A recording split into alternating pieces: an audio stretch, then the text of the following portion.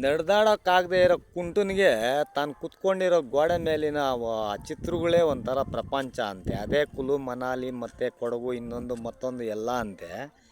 ನೋಡ್ರಿ, ನಾವು ಈ ದೊಡ್ಡ ದೊಡ್ಡ ಡ್ಯಾಮ್ಗಳು ಅವು ಇವು ಪ್ರಕೃತಿ ಸೌಂದರ್ಯ ಮಡಿಕೇರಿ ಅಂತೆ, ಕೂರ್ಗಂತೆ, ಇನ್ನೊಂದಂತೆ ಮತ್ತೊಂದು ಇವೆಲ್ಲ ನೋಡದೇ ಇರೋಕ್ಕಾಗದೇ ಇರೋರು ನಮ್ಮ ಲೋಕಲಲ್ಲಿ ಪ್ರತಿಯೊಂದು ಕಡೆನೂ ಎಲ್ಲ ಹಳ್ಳಿಗಳಲ್ಲೂ ಒಂದು ದೇವರೊಂದು ಇಂಥದ್ದೊಂದು ಸೃಷ್ಟಿ ಮಾಡಿ ಕೊಟ್ಟಿರ್ತಾನೆ ನಮಗೆ.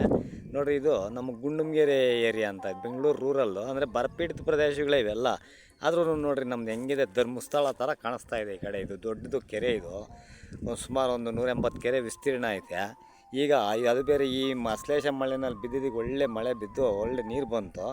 7 ತಿಂಗಳು ಗರ್ಭಿಣಿ. ಈಗ ಇನ್ನು 2 ತಿಂಗಳು ಅಂದರೆ 2 ಅಡಿ ಬಂದರೆ ಇದು ನೋಡ್ರಿ ಕೋಡಿ ಓಡಿಬಿಡ್ತದೆ.